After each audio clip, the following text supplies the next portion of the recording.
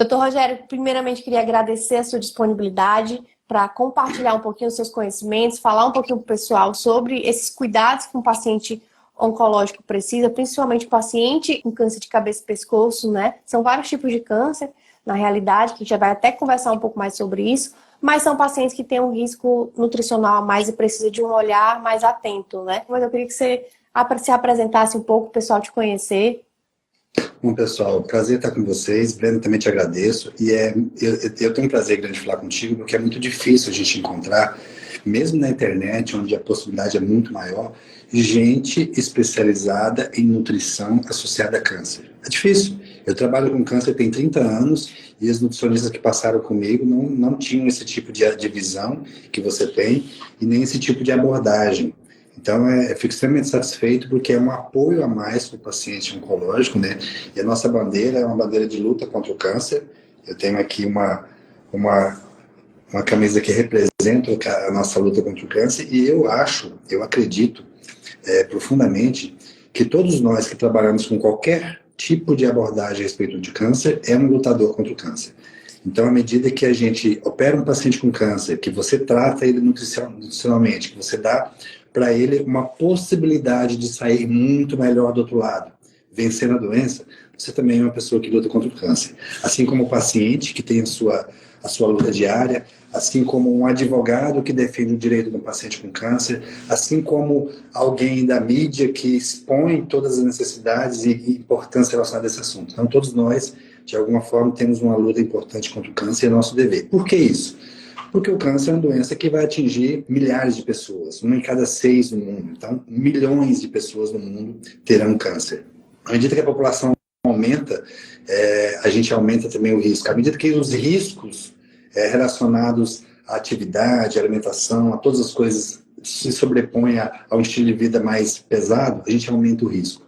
Então, parabéns pela sua luta contra o câncer também e que você possa trazer muito conhecimento às pessoas que te seguem. Amém. Doutor Rogério, para o pessoal começar a entender, eu acho que é importante a gente começar a falar sobre o próprio câncer de cabeça e pescoço, né? Explicar um pouquinho o que é isso, quais são os tipos de câncer que estão envolvidos, qual é a região mesmo. Bom, o câncer de cabeça e pescoço é um conjunto de diversos tumores que vão dar mais ou menos aí uns 25% de todos os tumores. Então, quando o pessoal fala cabeça e pescoço, tem muita gente que tem a ideia de que é dentro do crânio. Não. Essa é a parte que o neurologista, o neurocirurgião cuida. Tudo que está dentro do encéfalo é neurocirurgião. O que não está lá é a área do cirurgião de cabeça e pescoço. Então, os tumores de pele da região, tumores da órbita, tumores da boca, faringe, laringe, hipofaringe, tumores da tireoide, os tumores de glândulas salivares. Então, todos esses tumores em conjunto formam os tumores da cabeça e pescoço. E o pescoço é uma área estreita, nobre e com uma série de detalhes em relação à anatomia que podem complicar muito o tratamento. Nós podemos ter efeitos colaterais diferentes de cada tipo de cirurgia, mas nós podemos ter efeitos colaterais incomuns, que você conhece muito bem e trata, e relacionados ao tratamento de radioterapia, por exemplo. E quando você tem um paciente que faz uma radioterapia da região de cabeça e pescoço, ele desenvolve a mucosite, isso afeta profundamente a capacidade de recuperação da pessoa. Afeta profundamente a saúde, não só pelo câncer, mas pelos efeitos do tratamento relacionado a esse câncer. E aí entra uma situação de fundamental importância, que é o suporte, que é a orientação do ponto de vista nutricional. E aí ressalta muito o trabalho que você faz nesse sentido, que é extremamente importante. Então, os tumores de cabeça e pescoço, de uma forma geral, são os tumores dessa região toda, esse conjunto que acaba acometendo cerca de 25% dos pacientes com câncer. Olha, é uma porcentagem muito alta, né? Às vezes a gente acha que pode ser uma porcentagem pequena, mas é uma população muito representativa, né? Sim. E eu costumo falar mesmo que, por ser nessa região, acaba que impacta diretamente na alimentação. Seja por problemas mecânicos, às vezes pela questão da localização do tumor, né? Obstrução do tumor, como também pelos tratamentos. Os tratamentos oncológicos, eles vão impactar diretamente aí na sua alimentação, principalmente por ser nessa região. E impactando na alimentação, você vai ter um risco maior de comprometer seu estado nutricional. Então, são pacientes que a gente já considera como pacientes de risco nutricional. E aí são pacientes que o cuidado nutricional, desde o mais precoce possível, né, desde o momento do diagnóstico e durante todo o tratamento, ele é indispensável para que ele não só controle mais esses efeitos colaterais, como também preserve mais o seu estado nutricional e não comprometa, porque a gente sabe que o estado nutricional mais debilitado pode trazer complicações ao longo do tratamento, né? E aí, Breno, eu acho que vale a pena um alerta, inclusive, principalmente a nós, profissionais de saúde da medicina, porque muitas vezes o oncologista, ele está muito focado no tumor, e não está focado diretamente no paciente. E isso não é por mal, a nossa formação acaba sendo uma guerra, uma luta contra o tumor, só que no meio dessa guerra, existe o paciente que tem uma série de necessidades que muitas vezes pode não ser tratada de forma adequada porque não se dá a devida importância para isso. Imagina a gente operar um paciente absolutamente desnutrido. Aumento dos chances de fístulas, aumento das chances de complicação, de deiscência de estrutura, de todas as complicações, simplesmente pelo fato de não ter um estado nutricional adequado. E aí a gente entra num dilema que é o seguinte: a gente prepara melhor nutricionalmente, com o risco da doença evoluir, ou a gente opera e corre o risco do estado nutricional ruim, e aí aceita as possíveis complicações da cirurgia. Então a gente tem que achar esse equilíbrio, esse meio termo, né, justamente para que a gente ache um ponto onde a gente beneficia ao máximo o paciente. E muitas vezes, vários profissionais de saúde ligados à oncologia, a gente é muito focado no tumor, e acaba passando batido isso, né? E você já tem uma experiência boa nesse sentido, né, Breno? Sim, até porque eu gosto muito de olhar o paciente de forma integral, né? Para a gente identificar a causa e conseguir tratar a causa. Por exemplo, um exemplo bem simples em relação a efeitos colaterais. Às vezes o paciente está mais desnutrido, não está conseguindo se alimentar, e você tem que identificar qual é a causa dessa dificuldade para conseguir se alimentar. Vamos dizer que ele está com a disfagia, dificuldade de deglutir. Essa disfagia pode ser problemas mecânicos, pode ser problemas emocionais, né? Pode ser até a própria desnutrição, que a desnutrição aqui é musculatura. Então tem pacientes que chegam no ponto de ficar desnutrido e não conseguir nem engolir direito. Então, realmente tem que olhar o paciente como um todo para que a gente consiga tratar da melhor forma, né? Para que ele tenha realmente um tratamento com mais sucesso. Quais são os fatores de risco, doutor Rogério, em relação a esses tipos de câncer? Geralmente, o câncer de tem o mesmo pessoas... fator de risco?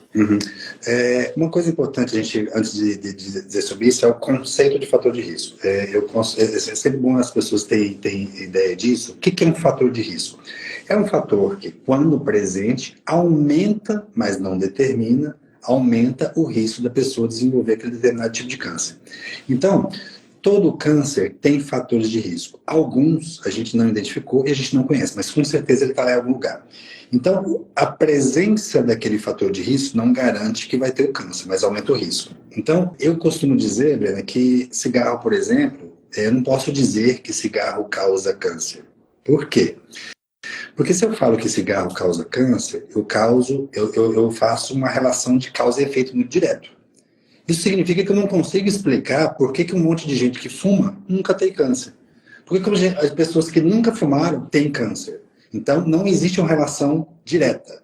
Então, o cigarro é um fator de risco para câncer. Ou seja, quando você fuma, você aumenta a chance. Então, quais são os fatores de risco relacionados aos tumores de cabeça e pescoço? Basicamente, os mais importantes, cigarro e bebida alcoólica. Então, a gente tem os tumores da boca, da faringe, que entra mais em contato com esses elementos irritantes, cronicamente irritantes, são as áreas mais suscetíveis. Lembrando que o cigarro ele é fator de risco para tumores até a distância. Por exemplo, quando você fuma, você aumenta a chance de o risco de câncer de bexiga, que parece que não tem nada a ver com cigarro. Quando você fala de cigarro, a pessoa pensa logo em câncer de pulmão, que chama mais atenção. Mas o principal, cigarro e bebida alcoólica. Sendo que quando você junta cigarro e bebida alcoólica, você aumenta a incidência brutalmente, às vezes 10 ou 15 vezes maior. Mais recentemente, nos últimos anos, tem se aumentado muito a incidência de câncer de boca, principalmente entre pessoas mais jovens, relacionadas ao HPV.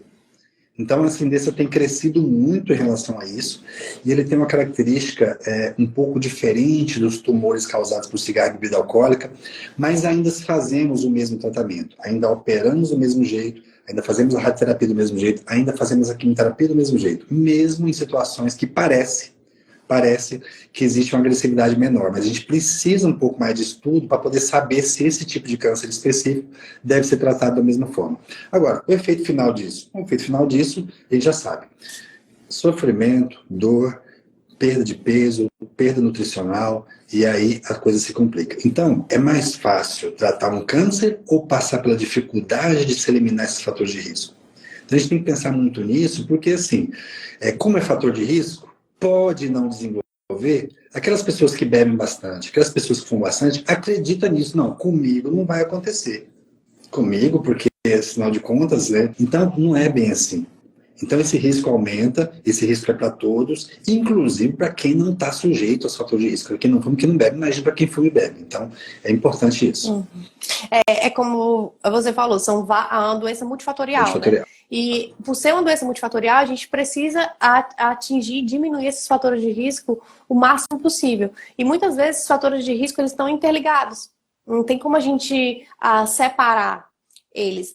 Da mesma forma é a alimentação. Às vezes as pessoas querem encontrar uma causa, algum alimento que vai ser, que vai prevenir, ou então algum alimento que vai a solução milagrosa. Vai ser o causador do câncer, mas na verdade não existe, não tem como a gente colocar essa causa e efeito. A gente fala muito da alimentação da mesma forma, ou fator de risco, ou fator de proteção.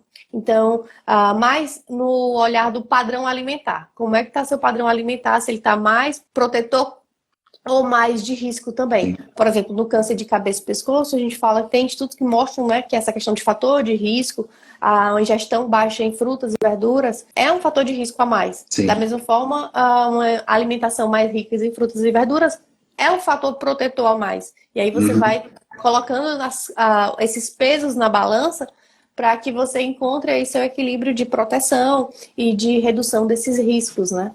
Ana, você tem encontrado dificuldades ou resistência dos pacientes no sentido de mudar o estilo alimentar, mudar radicalmente? Porque às vezes a pessoa tem, assim, olha só como é que as coisas são. A pessoa tem um estilo de vida que construiu, entre aspas, me entendam bem, aquele resultado que é o câncer. Ele fuma, ele bebe, ele se alimenta mal, ele tem uma vida estressada, ele dorme mal, etc, etc, etc. Aí ele tem um tumor. Aí ele procura a gente, o especialista em câncer, para poder tratar esse tumor. A gente vai lá e tira o tumor dele.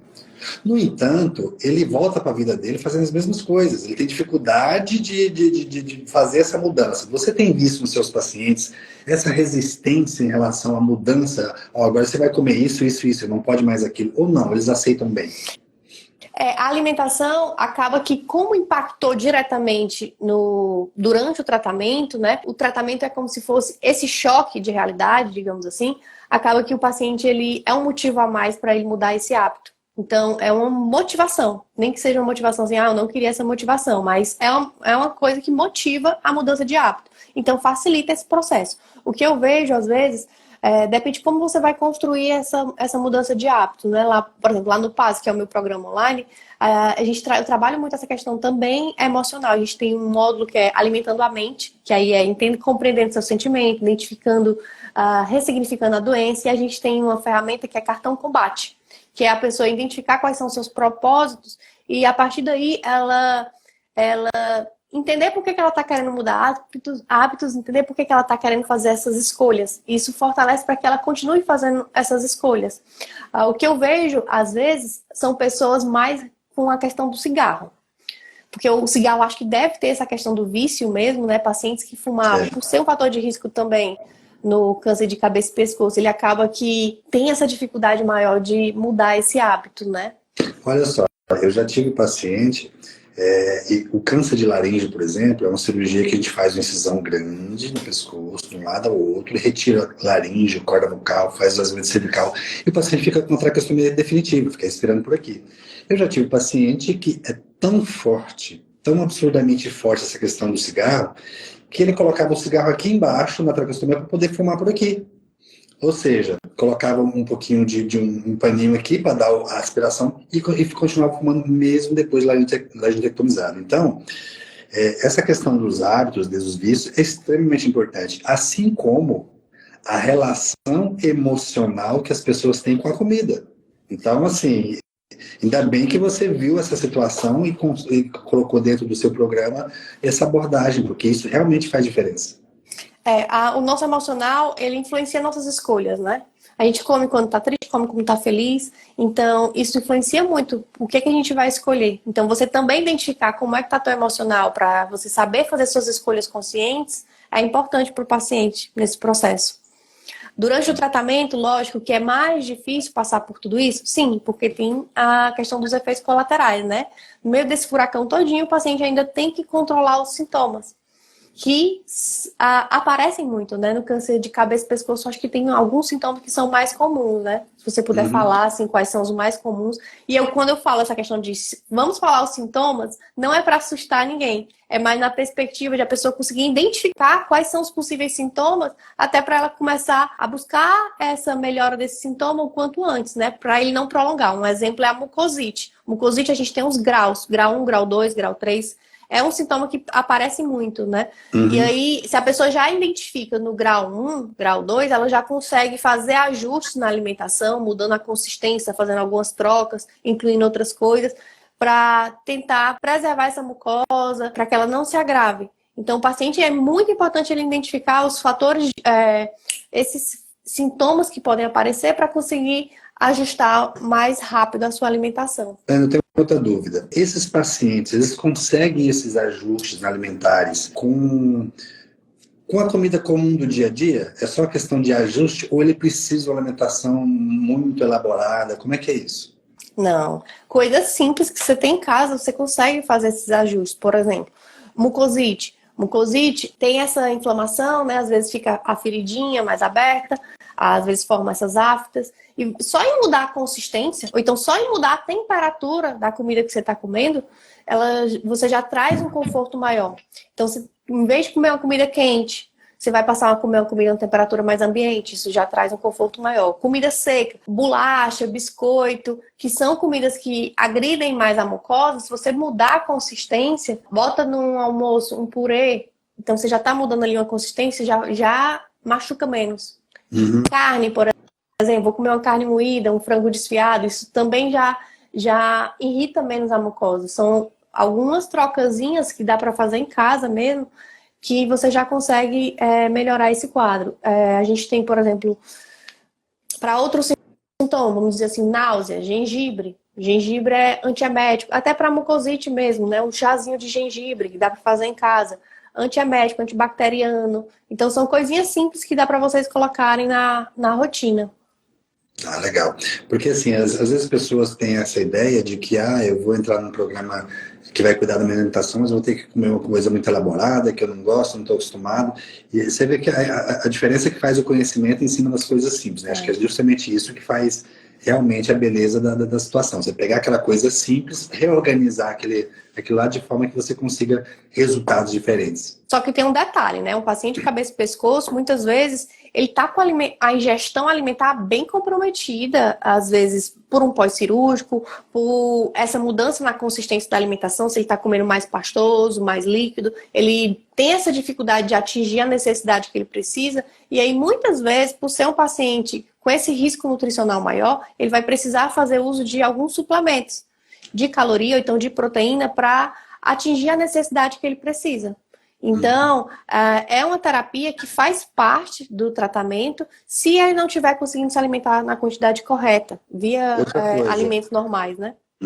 Quando o paciente está em tratamento, ele tem, assim, fora do caso de câncer, ele tem uma necessidade energética padrão, vamos assim dizer. Ele entrou em tratamento, isso muda muito? Ele precisa de mais caloria, ou menos, ou mais proteína? Como é que você conduz essa parte?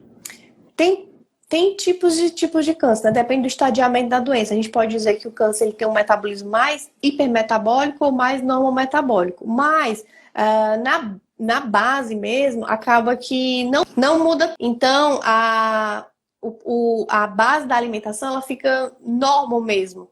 Às vezes, por essas dificuldades de ingestão alimentar, é que a gente precisa complementar a alimentação, mas não chega a ser tão discrepante do normal, não, a quantidade de calorias que ele precisa. Em média, é basicamente a mesma. Outra coisa que eu queria... Já estou te explorando de seus conhecimentos. Outra coisa que eu queria que você falasse também, que às vezes as pessoas têm muita dúvida, é em relação a necessidade ou não de suplementos durante o tratamento para câncer. Ou seja, uma dieta adequada é suficiente ou vai precisar suplementar? Aí eu sempre falo que quando essa questão do suplemento, o paciente tem que prestar atenção em 3 pilares. Questão do tipo de tratamento que ele está fazendo, que alguns tipos de tratamento ele vai ter algumas necessidades diferentes. Por exemplo, se eu vou fazer uma cirurgia de grande porte, e existe nutrientes importantes para te ajudar na cicatrização, na recuperação pós-cirúrgica. Então tem todo um preparo pré e pós-cirúrgico que muitas vezes só pela alimentação não seria suficiente. Tipo de tratamento que ele está fazendo, o tipo de câncer também, às vezes se é um câncer que leva a uma perda de peso mais rápida, ou é um câncer que tem um risco nutricional maior, por exemplo, câncer de estômago, câncer de intestino, câncer de cabeça e pescoço, são cânceres que podem levar uma perda de peso maior por esse risco nutricional ser maior, ser o paciente de risco nutricional mesmo. E dependendo dos tipos de sintomas, né? Estou com um sintoma que também compromete a minha ingestão alimentar, então esse sintoma está comprometendo quanto da minha alimentação, que aí eu poderia complementar com esses nutrientes, né, que faltam, ou proteína, ou caloria. Então vai depender desses 3 pontos: tipo de câncer, tipo de tratamento e possíveis sintomas que ele estiver apresentando, que aí é nisso que a gente vai definir quais seriam os suplementos adequados para esses pacientes. Uma coisa que a gente tem dificuldade na cirurgia de cabeça e pescoço é que tanto o tratamento quanto o próprio tumor, ele destrói ou altera muito a via de alimentação. Então, vamos imaginar que tem um tumor na boca. E aí a cirurgia pode ter necessidade de ressecar a mandíbula, retirar os reconstruções que ele tem dificuldade de engolir. E aí vem a questão de uso de sondas, etc., essas coisas todas, né? De gastrostomia, jejunostomia, até mesmo sonda nasointeral. E aí muda a orientação. O que você fala sobre isso? O médico que vai trazer esse procedimento, né? Vai depender de cada médico, né? Tem médico que implanta a sonda, tem outros que não, né? Ele que vai definir a via. E aí, nessa definição, muitas vezes, ou fica só a sonda por um tempo e depois vai acrescentando a oral, ou fica as duas. E aí, a sonda ela vai permanecer enquanto a oral tiver, por exemplo, 60% deficiente. A partir do momento que eu estou conseguindo o paciente está conseguindo ficar só na oral, a gente vai tirando a sonda. Para que a preferência é sempre a via oral, né? A alimentação mesmo pela comida.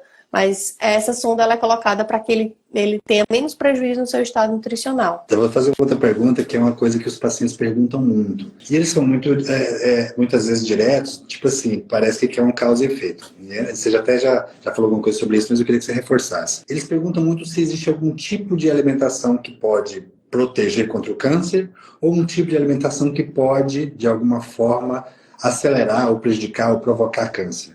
Eu trabalho muito com a questão do padrão alimentar, que é como se fosse olhar para a alimentação como um todo. Se você faz 6 refeições por dia, então a gente vai olhar para essas 6 refeições, não focar em algum alimento específico. E aí você olhando para toda essa refeição, como é que está o seu padrão, que seria a dieta do Mediterrâneo.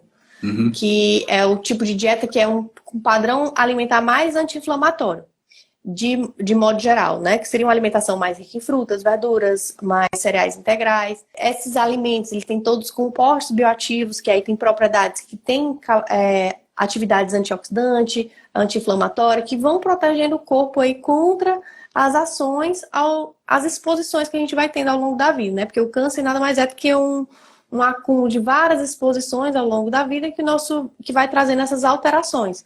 E aí a alimentação ela acaba que pode ser protetora nesse sentido, né? De ir protegendo contra essas alterações que vão acontecendo e de fortalecer o seu sistema imunológico. Porque a partir do momento que você tem uma alimentação que é mais saudável, você acaba que fortalece seu sistema imunológico, tem uma flora intestinal mais equilibrada, né? E aí, fortalecendo seu sistema imunológico, ele consegue combater quando aparecer algum invasor. Então, é nessa perspectiva que eu trago. Nunca falo de um alimento isolado que pode causar câncer, ser protetor ou ser o causador. Até mesmo essas polêmicas, né? Às vezes eu trago no meu Instagram, quebrando essas polêmicas, por exemplo, do leite, da carne vermelha. Um exemplo, pronto, a carne vermelha. Carne vermelha nem sempre ela pode ser inflamatória. Depende da quantidade que você come, da forma que você prepara, de como você está combinando ali no prato. Tô comendo a carne vermelha sozinha, uma grande quantidade, assada ali na brasa, ou eu tô comendo a carne mais cozida, pequena quantidade, e combinando com frutas, com verduras, num prato bem saudável. Que aí nesse prato a gente fala que é um prato ali num padrão mais anti-inflamatório, que é um padrão protetor. E aí você acaba equilibrando essa balança.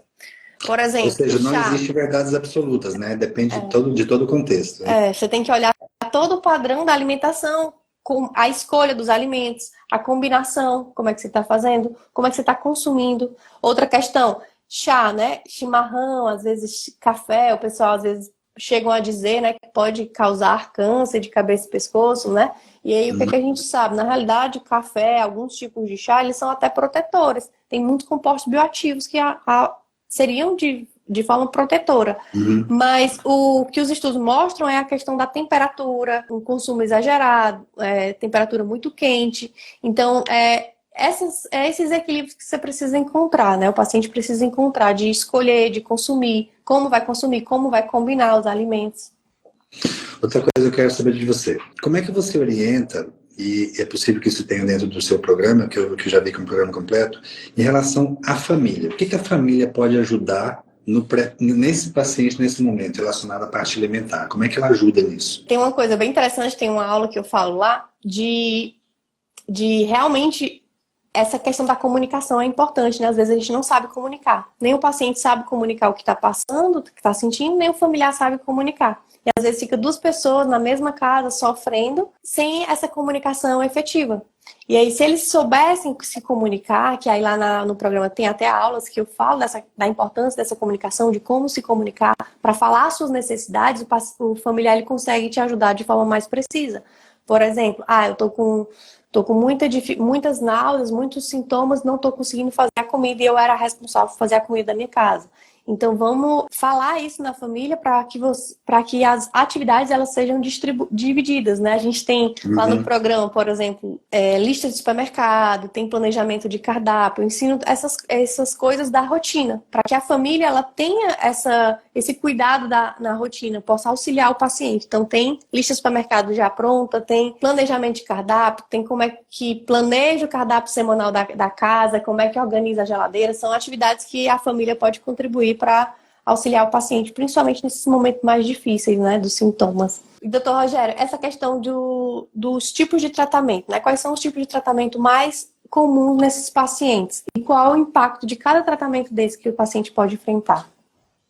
Bom, em relação aos tumores de cabeça e pescoço, nós temos a grande maioria dos pacientes, dos casos, são tratados adequadamente com cirurgia.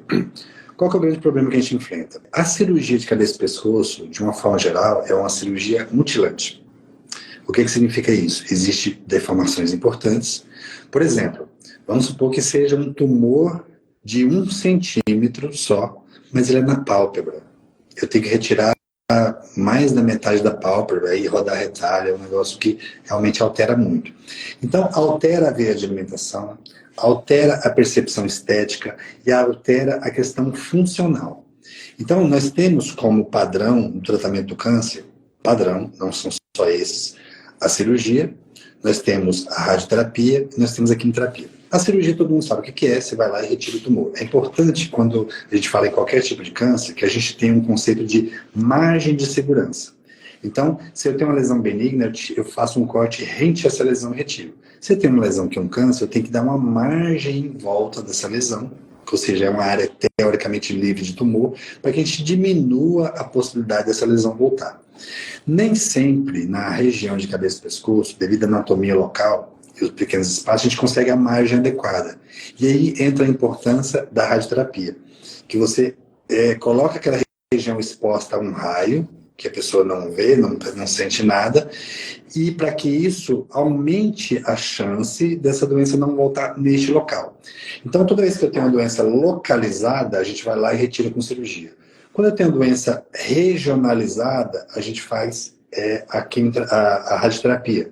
E quando eu tenho a possibilidade de uma doença sistêmica, ou seja, será que está no pulmão, em outro local, a gente tem a importância da quimioterapia. Lembrando que vários tipos de câncer têm abordagens diferentes. Nós temos, por exemplo, a hormonioterapia no câncer de mama, nós temos terapia-alvo, uma série de outras abordagens. E cada tipo de câncer tem o seu padrão de abordagem de tratamento, mas tem particularidades. E na região de cabeça e pescoço, uma coisa que a gente sofre realmente, muito mais, às vezes, do que em outras áreas, é o impacto do tratamento no resultado final do paciente, a qualidade de vida do paciente. Então, isso pode ser bem mais acentuado do que os tipos de câncer. Você pode operar um câncer, sei lá, de intestino e não ter tanto impacto assim. Mas quando você opera um tumor na língua, tumor na boca, um tumor na faringe, na laringe, perde a voz, realmente esse impacto é extremamente significativo. Então, basicamente, a gente faz cirurgia, radioterapia e quimioterapia, dependendo do estadiamento. O que é o estadiamento? Que grau que a doença avançou? Como é que é a extensão dela? Como é que a medida da extensão do peso de tudo dessa doença? Isso é o estadiamento. E baseado nesse estadiamento é que a gente adota protocolos, que são protocolos adotados mundialmente, para ter o melhor resultado. E o estadiamento ele permitiu um grande avanço no tratamento do câncer. Porque se você tiver, por exemplo, fulano está com gripe, mas um trata com uma dipirona, um antiácido, um anti-inflamatório. O outro trata com um chazinho. O outro fala que você tem que hidratar e ir para casa descansar. Então, você pode tratar uma gripe de várias formas. E câncer, você tem sempre um padrão para tratamento. Então, você consegue comparar grupos daqui e do outro lado do mundo. Uma vez eu estava aqui, recebi um paciente com um tumor de boca. Ele era um brasileiro e ele foi para o Japão para trabalhar. Na época que é muito brasileiro para o Japão para trabalhar. Uhum. Lá ele desenvolveu um câncer de boca. E aí ele operou lá, fez uma glossectomia parcial, com esvaziamento, tudinho. E o médico lá japonês escreveu um relatório, traduziu para o inglês e mandou para cá. A gente fica até emocionado, porque é exatamente o que a gente faz no outro lado do mundo, né? E a gente não consegue isso em muitas doenças, tem muitas particularidades. Então a gente permite... isso permite comparar resultados de grandes grupos populacionais de tratamento. Então, isso é um fator que evoluiu no câncer. Agora, nós temos que tomar cuidado, porque à medida que padroniza, você não considera as individualidades. E aí entra muito essa situação. O que o japonês come não é o que a gente come. Então, você tem que adequar uma série de coisas relacionadas a isso. Então, a gente tem que tomar cuidado, que a padronização é boa num aspecto, mas pode prejudicar o paciente em outro. Sim, é nesse ponto que eu falo desse padrão alimentar anti-inflamatório, porque a gente tem na nutrição essa padronização de que o melhor tipo de dieta, né, não existe assim, uma dieta específica para cada tipo de câncer, mas seria esse padrão da dieta do Mediterrâneo, que é um tipo de alimentação que a gente às vezes não tem acesso, né, amêndoas, nozes, a maioria da população, né, salmão, então é uma alimentação mais cara, e aí a gente precisa tornar essa alimentação brasileira, né, castanha do Pará, castanha de caju, amendoim, a sardinha, o atum. Então, acaba que dá pra gente fazer esse ajuste, né, em relação para trazer para a nossa realidade, né? E em relação, como é que você vê essa questão do risco nutricional? O paciente ele apresenta muitas dificuldades ao longo do tratamento, né? Como é que faz na tua prática em relação a esse cuidado nutricional? Em relação ao paciente com câncer, a gente já começa com um problema desde o começo, né? O paciente já chega pra gente desnutrido, porque ele tem dificuldade da ingestão, ele tem dificuldade porque ele tem pouca fome, ele não consegue sentir nenhum cheiro de determinados alimentos. Então ele já chega debilitado.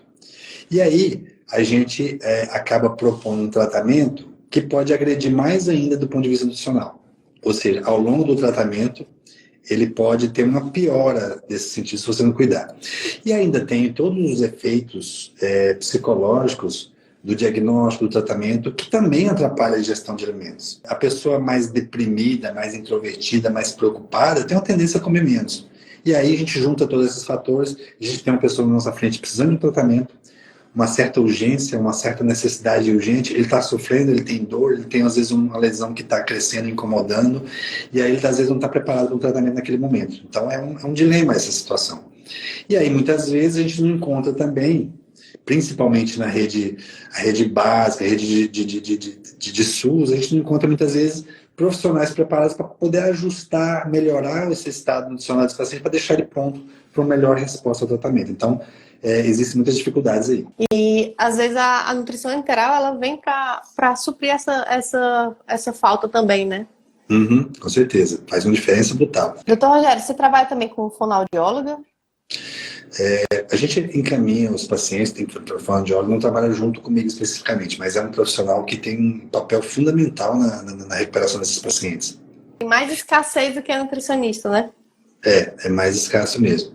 E eu faço uma cirurgia, que é uma cirurgia que quando foi a primeira que eu fiz aqui, uma primeira feita nesse estado, há muitos anos, que quando a gente faz a laringectomia, a gente retira a corda vocal e o paciente fica com traqueostomia, e ele perde a voz. E aí existe a necessidade de reabilitação desse paciente. Aí uma vez há muitos anos, tem 20 e tantos anos isso, eu implantei uma prótese fonatória no paciente para ele voltar a falar. Então é um aparelhinho que você faz uma comunicação entre a traqueia e o esôfago, e ele tampa aqui o orifício, que é a traqueostomia, e consegue falar. E eu não tinha na época nenhum fonoaudiólogo para poder ensinar ele a falar. Ele era um paciente muito engraçado, né? Ele saiu de Cuiabá para São Paulo para poder passar por uma avaliação para uma fonoaudióloga. E aí ele foi de carro, e aí ele saiu, passou 2 dias, ele voltou no consultório. Eu falei, mas você não foi para São Paulo? Eu falei, não, eu aprendi a falar na estrada, porque eu passei tanta raiva, eu pus a cabeça para fora para poder xingar, e não conseguia xingar, então aprendi a falar no caminho e voltei. Ele voltou já teve, ou seja, não tinha acesso a fonoaudiólogo nessa época, né? Nossa. Agora já está mais fácil, mas mesmo assim ainda tem problema ainda de acesso a fonoaudiólogo. Sim, nossa, que história boa. Era isso, eu acho que deu pra gente tirar várias dúvidas. Ó, algumas pessoas aqui perguntando sobre tireoide. Quando se faz cirurgia de tireoide. Tireoide é um assunto legal. É diferente, né, também? Qual que é a pergunta, Brena? Quando se faz cirurgia de tireoide, pode perder a voz? Bom, pode sim. O que acontece? A tireoide, ela não tem uma relação direta com a voz. No entanto, atrás da tireoide passa um nervo chamado nervo recorrente, o laríngeo inferior. Esse nervo ele sai do pescoço, do gânglio vagal inferior, desce no tórax e volta e sobe junto ao esôfago e entra dentro da laringe. Ele vai inervar todos os pequenos músculos dentro da laringe. Então, se você lesar esse nervo durante a cirurgia, você pode realmente ter problema de voz. O que protege os pacientes? Protege os pacientes a primeira experiência do cirurgião, tem que ser o cirurgião que tem experiência nisso, né? Graças a Deus esse tipo de complicação é uma complicação cada vez menos frequente, porque os cirurgiões estão cada vez mais especializados, né? Não é mais um cirurgião geral, não desmerecendo o cirurgião geral, mas de manhã ele opera uma coisa, de tarde outra, de noite outra, então pega aquela experiência. E além disso, hoje em dia, a gente tem uma ajuda da tecnologia, que é um equipamento que a gente faz a neuromonitorização. O que significa isso? Quando o paciente passa o tubo, que é um tubo da anestesia geral, tem um sensor naquele tubo. E a gente tem uma outra canetinha que fecha o circuito. A gente vai mapeando esse nervo e ajuda a ver a localização dele. Então isso aumenta muito a segurança da cirurgia. E hoje, por exemplo, a minha equipe, a gente faz 6, 8 cirurgias dessa numa tarde. A gente opera muito. E graças a Deus a gente tem sempre bons resultados, porque a gente tem o cuidado, tem a experiência e tem a tecnologia a favor. Mas, teoricamente, realmente tem esse risco em relação à voz, sim. Outra pessoa botou aqui. Eu gostaria de saber sobre o uso de cigarro durante a quimioterapia. Quais são os riscos, doutor? Olha, pergunta difícil. Eu vou contar uma outra história. Não vou contar essa não. Vou contar não, porque se for uma história que vai estimular a pessoa a fumar. Vou contar no outro dia. Mas assim, na verdade, o cigarro, gente... Imagine a seguinte situação. Você tem um negócio que falou, é isso que te causou o problema. Você está vivenciando o problema. E apesar disso, você quer achar meios de solucionar o problema e continuar fumando. Ou seja, alguma coisa está meio errada nessa visão. Então, eu não quero achar nenhuma forma de contornar isso. Simplesmente tem que parar. Simples assim. É decidir o que quer, né? Se quer viver, né? Ou quer falar que o câncer me venceu. Simples assim. E, doutor Rogério, como é que o pessoal te encontra? Se o pessoal quiser marcar consulta, falar mais com você. Hoje eu tenho um canal no YouTube, que é Rogério Leite Oncologista. A gente fala muito sobre câncer, fala muito sobre tireoide. No site rogerioleite.com tem todos os meus contatos, inclusive para atendimento por telemedicina ou presencial. A gente opera aqui, Brena, gente do país inteiro, então a gente tem uma experiência muito grande de tratar gente fora, a gente atende online, essas pessoas fazem o exame, manda pra gente, manda tudo, e ele vem direto só para operar. Chega, opera, resolve aqui e vai embora. Então a gente tem uma experiência grande de tratamento de pacientes do interior, de outros estados. Então consegue muita coisa, consegue achar a gente pelo site, rogerioleite.com.br, e eu vou falar um segredo para vocês. Tem uma pessoa que trabalha comigo que chama Larissa. Ela resolve quase tudo. Então, quando chega no WhatsApp, dela, que é o 7171, ela vai me matar se eu falar isso aqui, né? Mostrar o WhatsApp dela. Mas lá no site tem, ela consegue resolver quase tudo, inclusive as dúvidas, e aí esse pessoal que é de fora atende, pede exame e vem só para poder realmente finalizar. Maravilha. Essa live vai ficar gravada no meu Instagram, do Dr. Rogério. Eu queria agradecer muito a sua disponibilidade, de ter compartilhado aí a tua experiência, ter ajudado aí muitas pessoas. A gente estava com mais de 130 pessoas assistindo essa live, então eu acho que deu pra gente ajudar muita gente. Beleza. Bem, eu te agradeço. É muito bom a gente encontrar pessoas que dedicam-se ao câncer, assim como nós. Aliás, dedicam-se a uma luta contra o câncer. Eu acho isso louvável. E eu convido a todas as pessoas a participar dessa luta também. Ou através da alimentação adequada, ou através de hábitos de vida saudáveis, ou ajudando outras pessoas, ou de alguma forma se engajando na luta contra o câncer. Então foi um prazer essa conversa com você, com a sua audiência. Espero que a gente se encontre outras vezes.